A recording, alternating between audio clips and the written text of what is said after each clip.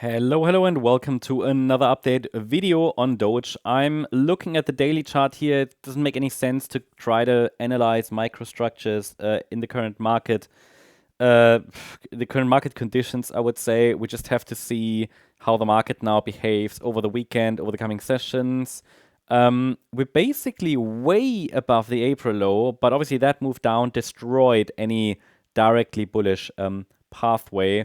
But pretty much, I mean, around 20 cents, yeah, it's not far from where we were a few days ago.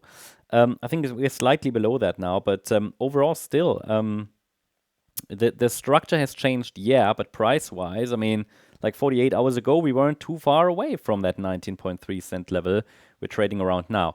Now, it remains my view, and that really hasn't changed, that to give us a bullish breakout signal to the upside, the market needs to break above the 30-cent resistance level here. I can see the move to the upside still as an ending diagonal pattern that's unfolding from this swing low there in June. You know, we had a wave 1, a wave 2, a wave 3, 4, 5, super messy. I mean, my narrative, my view throughout this, I've been so clear about that. Altcoin charts are moving mainly in diagonal patterns. You know, maybe I should have made it more like my mantra or something, but they are really, really not very strong. They are super fragile. We do not see the same quality of altcoin charts as we have in previous cycles. It is what it is. It just is a fragile structure that we see here on the Doge chart. It's not impulsive, but it's very chaotic. It's a bumpy ride. That's often what we have to expect when we're dealing with these diagonal patterns. In that sense, a move, as we've seen, shouldn't be a major surprise. There are a few coins that are moving in impulsive structures, like Bitcoin, like BNB, like Ethereum. They have also suffered yesterday, but not as much. Yeah, just look at the BNB chart. So from that point of view, we just have to understand which coins are moving in these diagonals and then either avoid them or treat them with care, not care, with caution.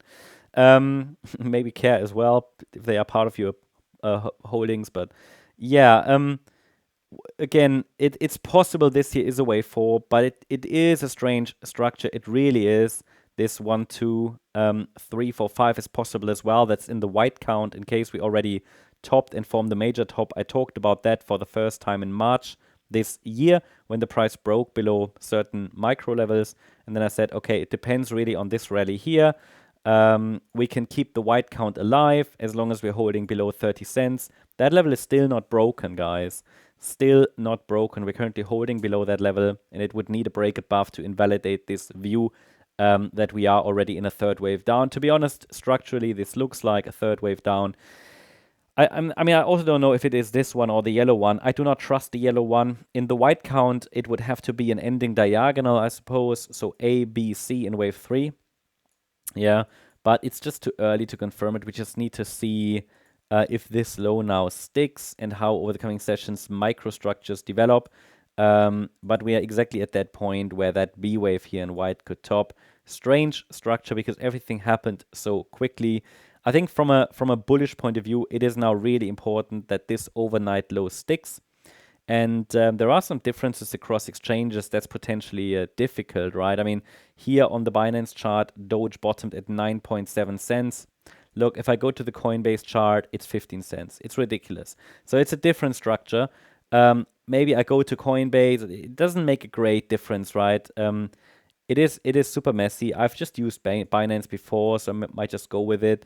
I haven't really changed charts over. I've changed one chart from SUI, from Binance to Coinbase because the Binance values are completely they don't make sense. So I'm not sure what we will do here. The fact that it looks a bit better on Coinbase is reassuring. Still, I can also still find a bullish perspective here on the Doge chart in the yellow scenario on the Binance chart. But it really remains important that we break above 30 cents to kind of reduce the risk of the white scenario, which would overall include the potential of a much larger correction. So that's the main level there.